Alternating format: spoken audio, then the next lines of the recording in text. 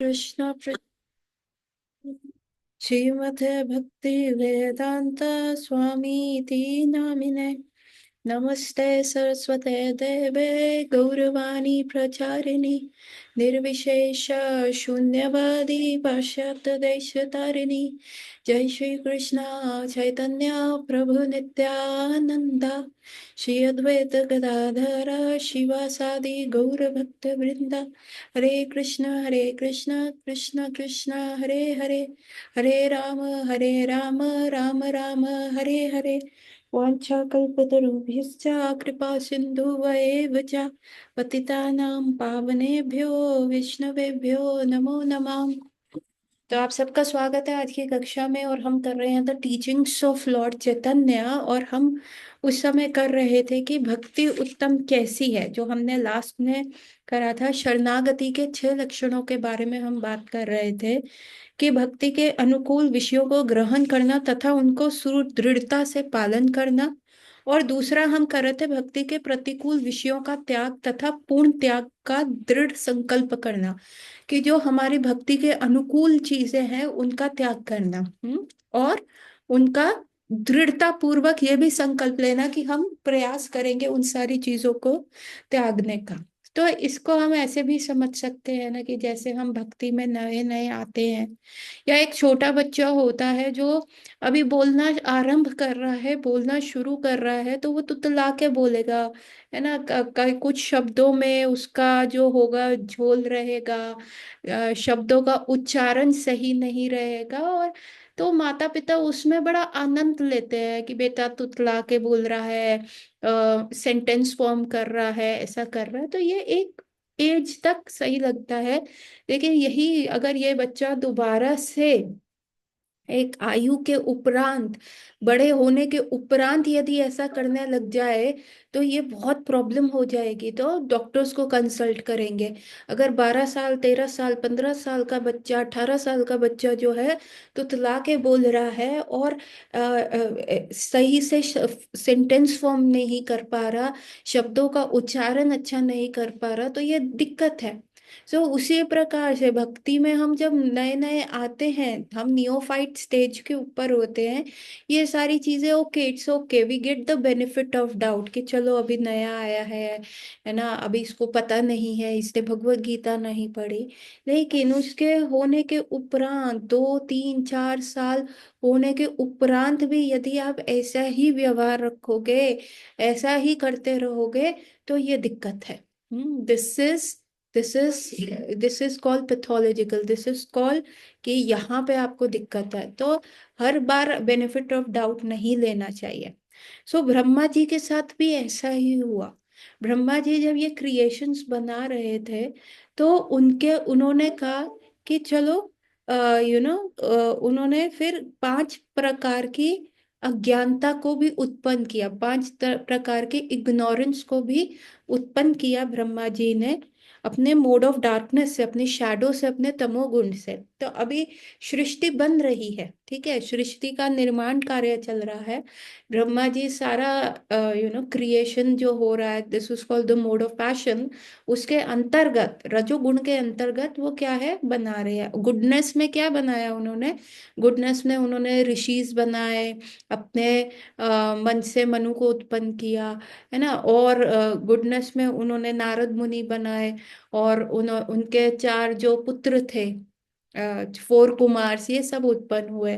ठीक है। Mode of passion में उनके जितनी भी प्रकृति उत्पन्न हुई, स्त्री और पुरुष दोनों बनाए, मनु और जो उनकी वाइफ थी शत्रुपा, इनको इनको उत्पन्न किया गया, तो ताकि आगे जो है वर्ल्ड पॉपुलेट हो जाए। लेकिन तभी जब वो सोए, उन सोए, तो that is called mode of ignorance. तो जब हम भी सोते हैं, हम तमोगुण में होते हैं, तो उनके तमोगुण से क्या हुआ, 5 प्रकार का डार्कनेस उत्पन्न हुआ। और उनमें से वो जो 5 प्रकार का डार्कनेस था, उसमें से पहला जो था तमीसीरा था। तमीसीरा, तमिश्रा, सो लिटिल बिट प्रोनाउंसिएशन में हो है। तमिश्रा था, जो था गुस्सा और फ्रस्ट्रेशन। सबसे पहले उन्होंने उत्पन्न किया गुस्सा। अभी गुस्सा कब आता है, जब हमारी कोई इच्छा होती है, हमारी जो सेंसेस है किसी चीज के बारे में सोची जा रही हैं, सोची जा रही हैं, है ना, और उसके उपरांत क्या होता है, हमारे अंदर उसके प्रति अटैचमेंट आना शुरू हो जाता है। जब अटैचमेंट आता है तो फिर क्या होता है, लस्ट डेवलप होता है, काम भावना डेवलप होती है, ये मुझे चीज चाहिए ही चाहिए। और जब काम भावना उत्पन्न होती है और जब वो काम पूर्ण नहीं होता तो गुस्सा और फ्रस्ट्रेशन होता है। अभी रिसेंटली एक केस चला है गाजियाबाद के अंदर ही, मतलब दिल्ली में ही। एक फैमिली थी, उसमें 5 बच्चे थे, father and mother and kids. उनके 5 बच्चे थे, उसमें से फर्स्ट 3 गर्ल्स थी। और उन गर्ल्स का एज क्या था, 16, 14 और 12 years. And these were so much influenced by the Korean culture कि इन लोगों को बस ये था कि बस कोरियन मूवीज देखना, Korean dramas, Korean pop, BTS and all. इन लोगों को कहते थे ना, यू आर इंडियन, वो कहते थे। ऐसा था कि उनको जैसे गाली दे दी गई हो, बहुत गंदी वाली गाली दे दी गई हो अगर उनको इंडियन क्या हो जाए। वो बस यही कहते रहते थे, हम कोरियन हैं, हमें कोरिया जाना है। अपने पापा से जिद करते रहते थे, पापा हमें कोरिया भेज दो, हम यहाँ पे नहीं रहेंगे। सो ऐसी वो बातें करते रहते थे। तो उनके फादर ने फाइनली क्या किया, उनका फोन ले लिया। 16 ईयर ओल्ड और 14 ईयर ओल्ड के पास फोन था, उन दोनों का फोन ले लिया और उनको सबक सिखाने के लिए वो फोन क्या करा, बेच दिया। सो द गर्ल्स जो थी वो तीनों, they could not tolerate that separation from the phone. वो फोन से सेपरेशन, उनका कोरियर कल्चर, उससे they become so angry, so frustrated. A within 1 week तीनों गर्ल्स जो है, 9वीं मंजिल पे उनका घर था, उनसे तीनों ने कूद के सुसाइड कर लिया। सो ये होता है काम भावना, कंटेम्पलेटिंग ऑन दैट सेंस कि ये चीज मुझे चाहिए। लस्ट, लस्ट इतना ज्यादा डेवलप हो जाता है, और अगर लस्ट फुलफिल ना हो तो क्या होता है, इट बिकम्स एंगर और फ्रस्ट्रेशन। और एंगर और फ्रस्ट्रेशन से क्या होता है, डिल्यूजन हो जाता है। डिल्यूजन क्या होगा, एंगर और फ्रस्ट्रेशन से क्या होगा, आपको ये यकीन होना शुरू हो जाता है। डिल्यूजन का मतलब होता है जो चीज है नहीं उसके ऊपर यकीन होना। जैसे कि अगर मैं यहाँ पे बैठी हूँ, है ना, अभी किसी को कोई घंटी नहीं सुनाई दे रही और कोई व्यक्ति कहे अरे मुझे घंटियां सुनाई दे रही हैं, चर्च बेल्स सुनाई दे रही है, तो हम कहेंगे इसको डिल्यूजन हो रहा है, इसको ऐसे ही सुनाई दे रहा है, इसके कान बज रहे हैं टाइप्स। तो डिल्यूजन का मतलब होता है जो चीज नहीं होना उसको सोचना कि वो है। तो उन लोगों को क्या, सेंसेस डिल्यूज हो जाती है। जब हमारे अंदर गुस्सा आता है तो हम क्या कहते हैं, हमारी तो जिंदगी झंड है, इस व्यक्ति की वजह से जो है। हम रोप और स्नेक हेलुसिनेशन में आता है, उसको रॉन्ग परसेप्शन कहते हैं अनिकेत। सो जो रोप और स्नेक वाला एग्जाम्पल दे रहे हो, तो क्या होता है जब आपका डिल्यूजन हो जाता है, जब आप में फ्रस्ट्रेशन आता है, तब आपको लगता है यार मुझे ही इतना बेकार परिवार मिला है, सब लोग कितने खुश हैं, फेसबुक पे देखो लोग घूम रहे हैं, कोरिया में जाके देखो यार क्या मजे कर रहे हैं जिंदगी, लड़के इतने अच्छे हैं, बिल्कुल रोमांटिक हीरो उसकी तरह, बिल्कुल समझते हैं, कितने केयरिंग हैं, कितने ब्यूटीफुल हैं। ऐसा सेंस डिल्यूजन हो जाता है। और हम भूल जाते हैं, फिर क्या होता है, इंटेलिजेंस इज लॉस्ट। आपकी सोचने समझने की जो क्षमता होती है वो जीरो हो जाती है, आप समझ ही नहीं पाते। और जब इंटेलिजेंस लॉस हो जाती है तो ऐसे कदम उठाना नहीं, तो देखिए अगर हमें हल्का सा चाकू से भी कट लग जाए तो क्या होता है, दर्द होता है। और ऊपर 9वीं मंजिल से कूदना, एक एक हड्डी टूट जाएगी, सर फट जाएगा, और वो जो असहनीय पेन जो थोड़ी देर के लिए भी रहेगा, वो बर्दाश्त कैसे हुआ होगा उन लड़कियों को, दैट वाज 16, 14 और 12 तीनों। सो दैट इज कॉल्ड, क्या हुआ, senses became absolutely, intelligence became absolutely lost. और उस वजह से क्या हुआ, they took this kind of a step. और ये सबके साथ होता है, मतलब if you are just contemplating तो आप डिल्यूजन की स्टेट में जाओगे, इंटेलिजेंस लॉस्ट हो जाएगी, और वंस इंटेलिजेंस इज लॉस्ट आपका डाउनफॉल आएगा ही आएगा। तो इसीलिए ब्रह्मा जी जब सो रहे थे, उनकी शैडो से क्या ये इग्नोरेंस का बना, पहले बना तमिस तमिश्रा, ठीक है, फिर बंधा ये एक है, ठीक है, लस्ट, मुझे चाहिए, मेरी जिंदगी खराब है। दूसरा उनसे जो बना वो था अंध तमीसरा। अंध तमीसरा क्या था, फियर।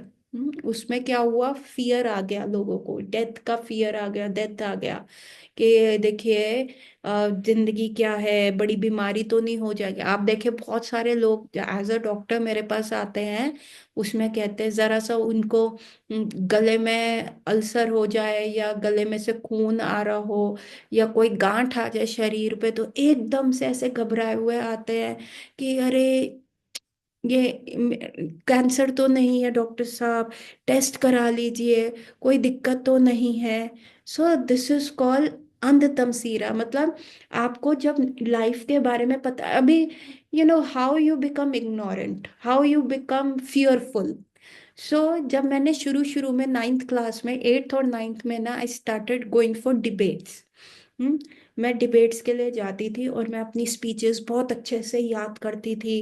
बाथरूम्स में याद कर रही हूँ, याद कर रही हूँ। जब मुझे समय मिलता था तो मैं अपनी स्पीचेस को अच्छे से याद करना शुरू कर देती थी। लेकिन फिर भी क्या होता था कि मैं जब स्टेज पे जाती थी, इतना सारे लोगों को देख के, इतने सारी जनों को देख के मेरे अंदर भय हो जाता था, फियर हो जाता था और मैं फ्लंक कर जाती थी। ठीक है, इतना सारा प्रैक्टिस करने के बाद भी मैं फ्लंक कर जाती थी। तो एक दिन मेरे टीचर ने मुझे समझाया कि देखो, जब तक अगर तुम अपना कॉन्फिडेंट नहीं होगी तो तुम क्या करोगी, इस माइक से डरोगी, क्राउड से डरोगी। अगर तुम्हारे अंदर कॉन्फिडेंस आ जाएगा तो तुम्हें ना माइक से डर लगेगा ना क्राउड से डर लगेगा, तब ये माइक तुमसे डरेगा। तो मैंने कहा अच्छा, ये कॉन्फिडेंस कैसे आएगा मेरे अंदर। तो उन्होंने मेरे को एक चीज बताई, उन्होंने मुझे बताया कि देखो, तुम कितने लोग स्पीच दे रहे हैं स्टेज पे। मैंने कहा डिफरेंट, 10 लोग होंगे, हम 10 लोग स्पीच दे रहे हैं, 10 लोग डिबेट्स में जा रहे हैं। उन्होंने कहा क्राउड कितने लोगों का बैठा है। मैंने कहा 100 लोग तो हैं, 100 150 लोग तो होते ही हैं असेंबली में, आप बोल रहे हो तो। फिर उन्होंने कहा कि ओ, तो फिर आप देखो कौन ज्यादा पावरफुल है, 10 जो अलग से हटके माइक स्टेज पे बोल रहे हैं, या वो जो 100 लोग जो वहां बैठ के बस सुन रहे हैं। कौन पावरफुल हुआ, किस में हिम्मत हुई। तो मैंने कहा ऑफ कोर्स 10 लोगों में, हम 10 लोगों में हिम्मत हुई तो हम बोल रहे हैं। तो उन्होंने कहा फिर तुम किससे डर रहे हो, आप उससे डर रहे हो जो आपसे कमजोर है, तो आपको उनसे डरने की आवश्यकता ही क्या है। And that clicked like a thunder bolt. वो ऐसे एकदम रियलाइजेशन की तरह मुझे हिट हुआ कि हाँ ऑफ कोर्स, अगर इन 100 लोगों में से हिम्मत होती है, 100 के 100 लोग यहाँ पे खड़े हैं, ये तो सेंटेंस भी नहीं कर पा रहे, मैंने तो अपना स्पीच खुद लिखा है, मैंने ये सब किया। तो फिर क्या हुआ, मेरा भय चला गया और मैं जो है वो स्पीच देने लग गई। और उसके बाद को इंसिडेंटली, या वो चीज प्रैक्टिस से क्या हुआ कि मैं बिल्कुल फ्लंक करना बंद कर दिया। नहीं तो once when I started fighting for debates या कुछ, इवन इंटर स्कूल में भी जाती थी, तो मुझे याद है मैं अपनी सिस्टर के स्कूल में गई थी, माता जयकौर स्कूल में गई थी, माता जयकौर पब्लिक स्कूल में गई थी। मेरा एक डिबेट था और मैं उसके लिए बहुत नर्वस हो रही थी। मेरी बहन ने भी बड़ा प्रचार किया हुआ था, मेरी बहन आ रही है, मेरी बहन आ रही है, ये करने के लिए। और उसके उपरांत जब मैं उसके गई स्टेज के ऊपर, आई फ्लंक्ड लाइक एनीथिंग। मैं बैफल हो गई, मेरे शब्द वो हो गए। और जब मैं उतर रही थी तो एक व्यक्ति वहां पे बैठा हुआ बोल रहा था, मतलब वो आपस में गॉसिप कर रहे थे कि जब इनको बोलना नहीं आता तो ये चढ़ते ही क्यों है स्टेज के ऊपर। और वो चीज ने तो मुझे कॉन्फिडेंस तोड़ दिया। बट देन मेरे टीचर ने समझाया कि आप स्टेज पे चढ़े, आप उससे पावरफुल हो, कम से कम उसमें तो स्टेज पे एक स्टेप चढ़ने की भी हिम्मत नहीं है। तो देन आई प्रैक्टिस्ड और उसके बाद मैंने माइक को डराया। सो देखिए, फियर कब आता है, फियर तब आता है जब आपको दूसरे की साइकोलॉजी नहीं पता, दूसरे का आप, आपको समझ नहीं आ रहा, आपको पाथ नहीं दिख रहा। सी मैं भी सारा प्रैक्टिस तो कर ही रही थी, स्पीचेस में तैयार भी कर रही थी, मेहनत भी कर रही थी, उठते बैठते जागते अपना स्कूल का सारा काम छोड़ के मैं वो स्पीचेस याद कर रही थी। पर फिर मेरा फियर क्यों नहीं गया। हम भी तो भक्ति कर रहे हैं ना, हम भी तो 16 माला कर रहे हैं, हम भी थोड़ा थोड़ा भागवतम सुन रहे हैं। लेकिन फिर भी हमारा फियर क्यों नहीं जाता, हमें क्यों लगता है, क्योंकि हम कृष्णा पे कॉन्फिडेंट नहीं है। हमें ये नहीं पता कि हमें भी लगता है कि हम भी कीड़े मकोड़ों की तरह मर जाएंगे, हमारे पे भी ऐसा डेथ आ जाएगा। लेकिन नहीं, डेथ को हमने एक हवा बना रखा है, फियर बना रखा है डिसीजेस का। हाय, शरीर को ये हो गया, ऐसा हो गया तो क्या होगा। ये सारी चीजें कब आती हैं? जब तक हमको कॉन्फिडेंस नहीं होता कृष्ण के ऊपर। जब तक हम कृष्ण के ऊपर कॉन्फिडेंट नहीं होंगे। और कॉन्फिडेंस कैसे आएगा? ऐसे लोगों को सी कॉन्फिडेंस क्या है, कंटेजियस है। मेरे टीचर में वो कॉन्फिडेंस था, उसने मुझे समझाया, तो वो कॉन्फिडेंस मेरे अंदर आया। It it it is contagious. आप ऐसे कॉन्फिडेंट व्यक्ति के पास, जैसे भक्ति इज कंटेजियस, जैसे कोरोना कंटेजियस था, एक व्यक्ति से दूसरे व्यक्ति पे आया, भक्ति भी वैसे ही कंटेजियस है। जिसके हृदय में है उसके छूने पे आएगी। कॉन्फिडेंस भी वैसा आता है। तो जब तक हम भगवान कृष्ण के बारे में सुनते नहीं हैं और हम ऐसे व्यक्तियों का संग नहीं करते जो हमारे अंदर वो कॉन्फिडेंस ला पाएगा, तब तक क्या है, हमें डेथ क्या लगेगी? एक अंधा कुआं लगेगा, एंड लगेगा, फुल स्टॉप लगेगा, डार्कनेस लगेगी, अंधेरा लगेगा। लेकिन जब हम ऐसे लोगों को, कॉन्फिडेंट लोगों का संग करते हैं, तो हमें डेथ क्या लगेगी?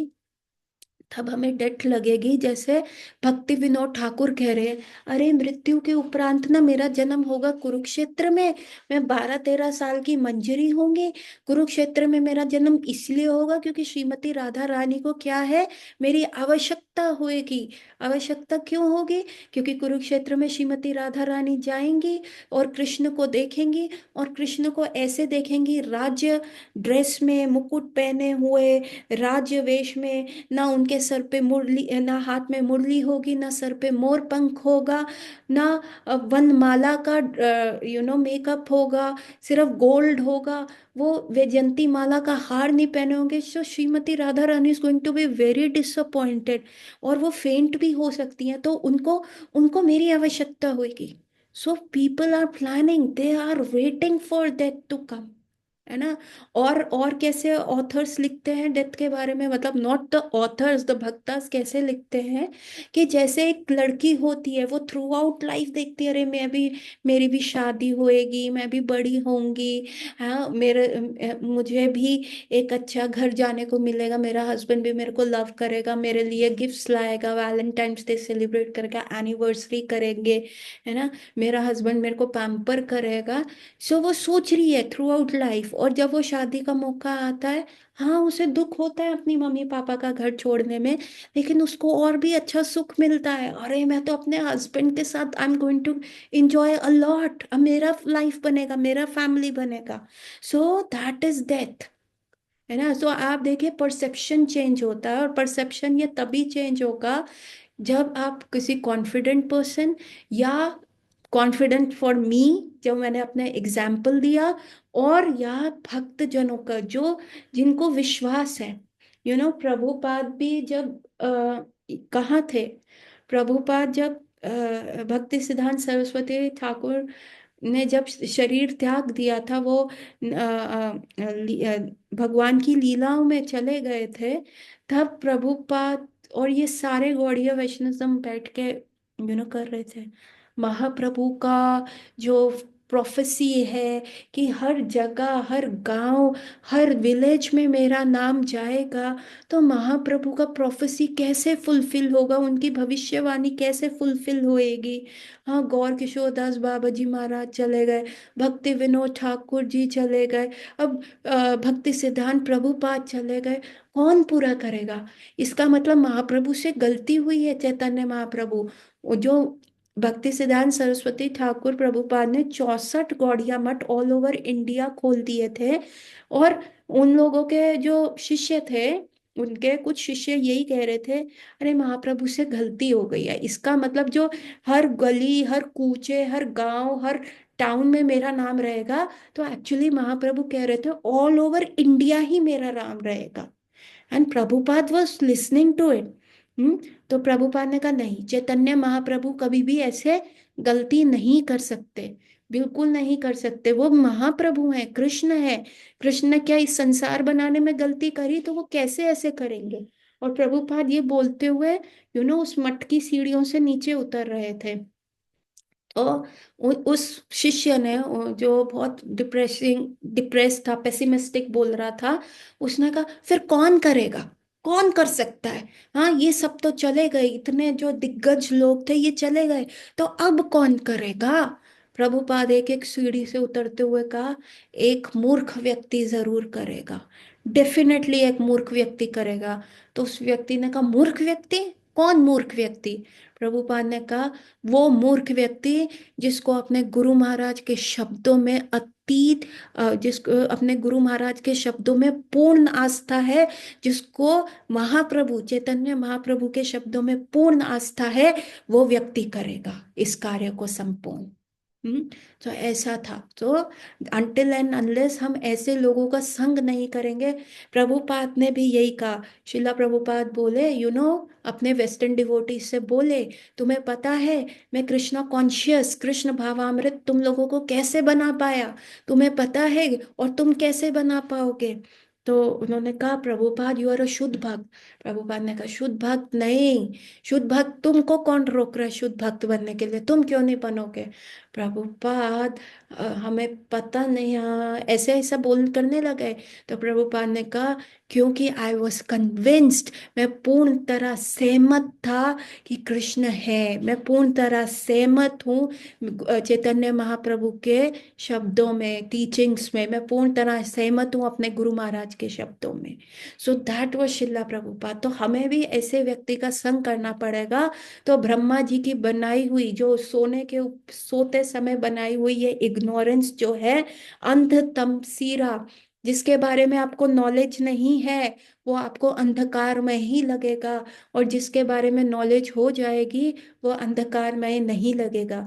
जैसे अभी अनिकेत यादव ने एक एग्जाम्पल दिया ना, कि अंधेरे में पड़ी हुई रस्सी भी सांप लगती है, लेकिन जब ज्ञान का उजाला हो जाएगा तो व्यक्ति साफ साफ देख पाएगा, अरे ये सांप नहीं था, ये तो रस्सी थी। उसी प्रकार अंधेरे में मृत्यु भी ऐसा लगता है, अंध कुआं लगता है, लेकिन जब हमें ज्ञान प्रकाश मिलेगा, जब हमें भगवत गीता जैसा ज्ञान मिलेगा और ऐसे शुद्ध भक्त के मुख से मिलेगा, तो हम देख पाएंगे, अरे मृत्यु से भय नहीं है, मृत्यु तो एक द्वार खोलेगी जिससे हम ठाकुर जी के समीप जा पाएंगे। देर was this Bhakti Tirtha Swami Maharaj, he was suffering from cancer, पूरा बॉडी उनका कैंसर से सफर कर रहा था, एक एक हड्डी में उनका था।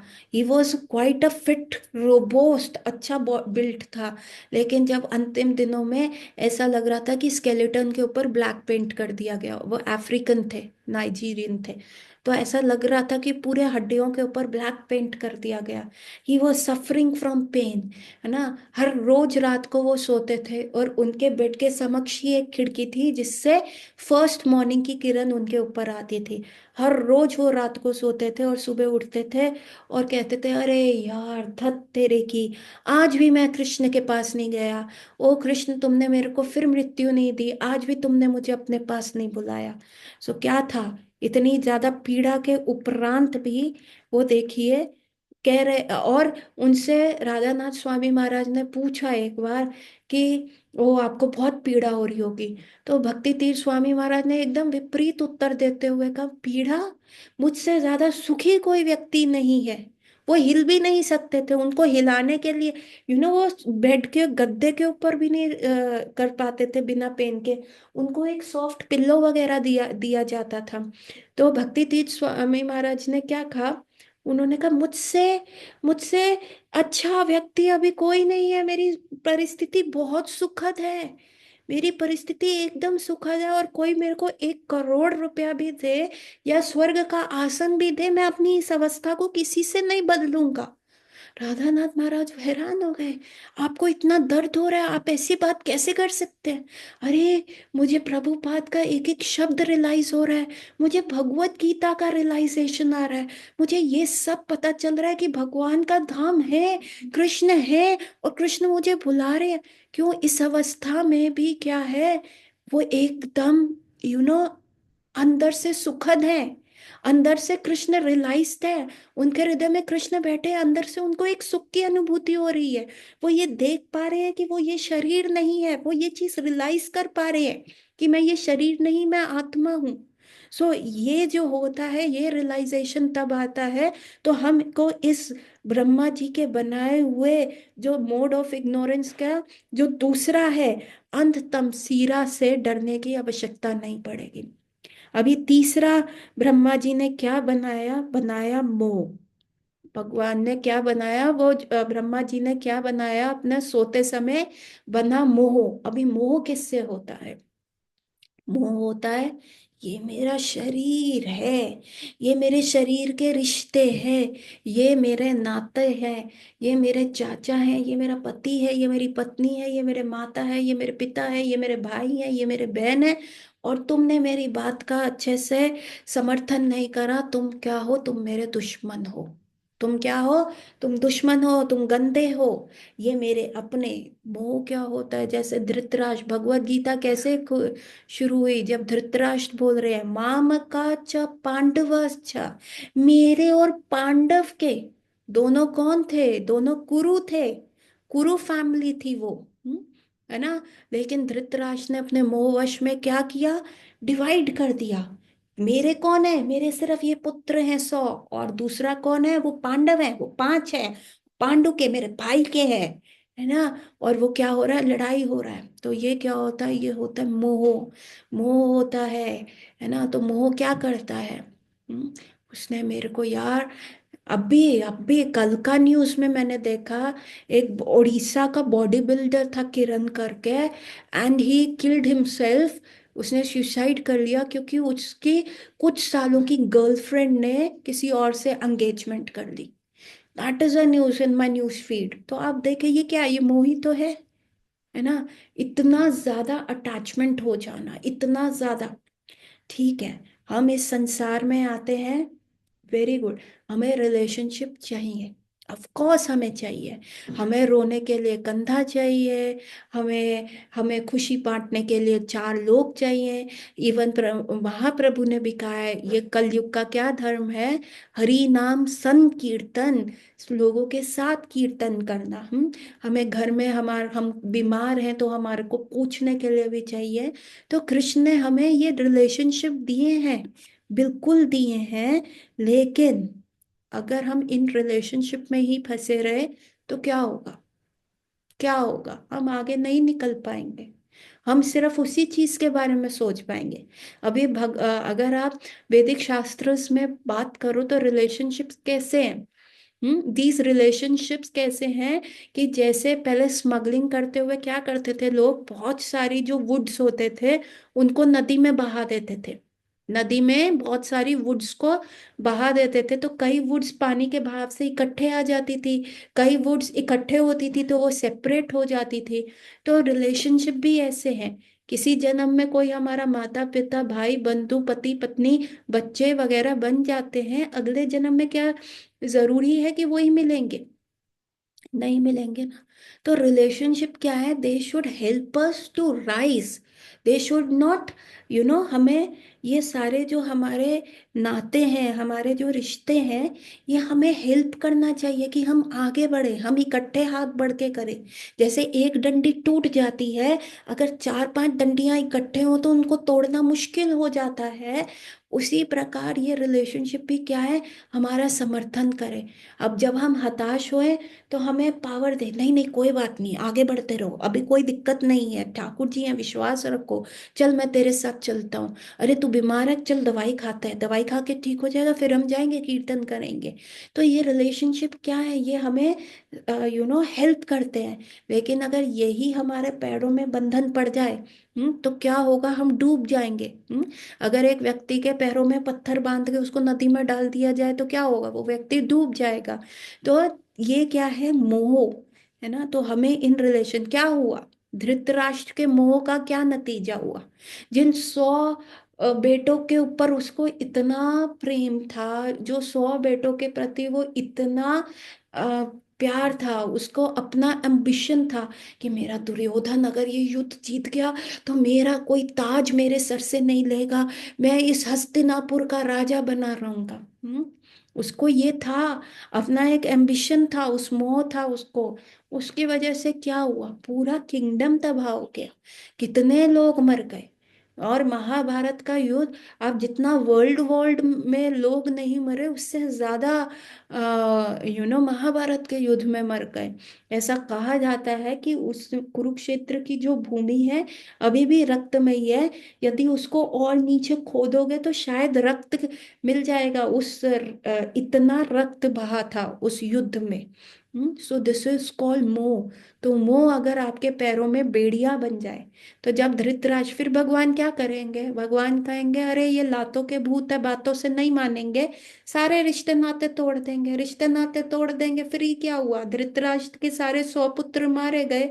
100 पुत्र मारने के बाद भी वो किंगडम में बैठा था। तो फिर क्या आया? विदुर आए। विदुर ने जोर का चांटा लगाया, कैसे? शब्दों से कहा, अरे भीम ने तेरे पुत्रों को मार दिया, अभी तू कितना निर्लज है रे, जो तू भीम जिसने तेरे पुत्रों को मारा, गिन गिन के बोला, देख आज मैंने एक पुत्र मारा, आज मैंने दो मारे, आज मैंने 10 मारे। ऐसे भीम जिसने तेरे पुत्रों की छाती फाड़ के खून पिया, दुशासन का हाथ उठा के फेंक दिया, दुर्योधन का थाई तोड़ दिया, उसके हाथ का फेंका हुआ रोटी तू खा रहा है, तेरे तू कितना निर्लज है रे। अभी धृतराष्ट्र का उस समय करा, हाँ हाँ मैंने गलती करी। और उसके बाद धृतराष्ट्र गया, योग साधना करी और अपने शरीर को प्रॉपर विद इन 1 वीक, 1 हफ्ते में, इतना बड़ा योगी था धृतराष्ट्र। लेकिन मोहवश क्या हुआ? सारा इंटेलिजेंस सब पानी में गया। 1 हफ्ते के अंदर उसने योग सिद्धि से अपने शरीर त्याग दिया और यहाँ से अपना सोल को बाहर करा। ठीक है, अभी कहो कि अरे धृतराष्ट्र ने तो पूरी जिंदगी मोह किया, फिर भी उसने अपना शरीर त्याग दिया ऐसा। लेकिन आपको मैं बात बताऊं, दिस इज अ सीक्रेट। क्या हुआ? धृतराष्ट्र को कृष्ण प्रेम नहीं मिला। हम एज अ गौड़िया, हमारा लक्ष्य क्या है? कृष्ण प्रेम पाना, राधा दास्यम पाना।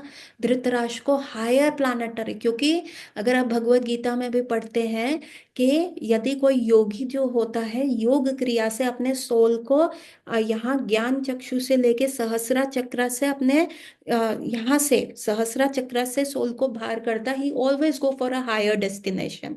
लेकिन एक भक्त को ये सारी चीजें वरी नहीं करनी होती कि मेरा योग, हमारा जो सोल है, जो मेरी प्राण है, मेरी वायु है, अब वो ज्ञान चक्र पे आई है या सहस्रा चक्र पे आई है, अब जाएगी। एक भक्त के लिए कुछ भी इनऑस्पिशियस टाइम या ऑस्पिशियस टाइम नहीं होता, क्योंकि वो हर बार भगवान को स्मरण करता रहता है। और भगवान तो ऑलरेडी इतने ऑस्पिशियस है, इतने शुभ है।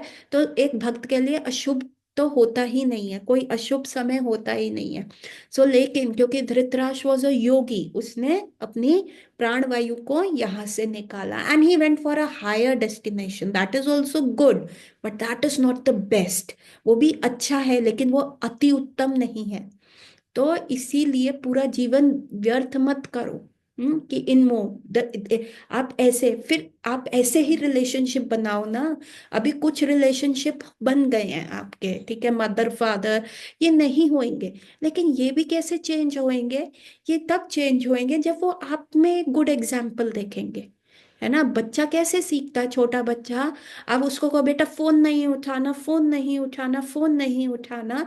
लेकिन जब देखेगा बच्चा कि पापा तो फोन उठा रहे हैं, मम्मी तो फोन उठा रही हैं, तो वो शब्दों से नहीं सीखेगा, वो एग्जाम्पल से देखेगा। हम्म। तो उसी प्रकार से जब हम भी एक अच्छा एग्जाम्पल सेट करेंगे, तो कृष्णा विल मेक श्योर कि हमारे आसपास के सारे लोग चेंज हो जाएंगे। और बाकी जो आगे के रिश्ते हमारे पास चांद से बनाने का, हमें उनको अपने पैरों की बेड़ियां ना बना के अपना एक क्या बनाना है? हमें एक स्ट्रेंथ बनाना है, that becomes our stepping stone forward, जो हमारी पीठ थपथपाए और कहीं नहीं नहीं हम कर सकते हैं, हम सब कृष्णा कॉन्शियस बनेंगे, हम सब गोलोक वृंदावन जाएंगे। तो हमें ऐसे रिश्ते बनाने हैं जो रिलेशनशिप इस्कॉन देगा आपको, जो रिलेशनशिप आपका हमारा देगा। लेकिन again, relationship is not the ultimate goal. है ना? लोग यहाँ क्या आते हैं, कई लोगों का अल्टीरियर मोटिव होता है इस्कॉन ज्वाइन करने का। इंडियंस का शुरू शुरू में था, अल्टीरियर मोटिव था कि अरे मैं इस्कॉन ज्वाइन कर लेता हूँ, वहां तो बहुत सारे अंग्रेज लोग हैं, चलो मेरा अमेरिकन वीजा हो जाएगा, स्पाउस वीजा मिल जाएगा, या बाहर जाने का मिल जाएगा। या फिर क्या होता है, रिलेशनशिप बनेंगे। पॉलिटिकल कॉन्टैक्ट्स बनेंगे, अरे पढ़े लिखे लोग आते कई डॉक्टर बन जाए। No no no no no, that should not be our goal. ठीक है, हम इस स्टेपिंग स्टोन की बात नहीं कर रहे हैं। Relationship are good, but again the relationship should not be a block. अच्छा है रिश्ते बनेंगे, लेकिन उन्हीं रिश्तों में भी अटक के नहीं रहना, आगे बढ़ते रहना है। नहीं तो क्या होगा, घर का मोह फ्रेंडशिप का मोह ट्रांसफर हो जाएगा। हम्म, तो मोह हो गया। और फिर उन्होंने बनाया महामोह। महामोह, और पांचवा बनाया था तमस। महामोह क्या होता है, महामोह होता है अटैचमेंट्स।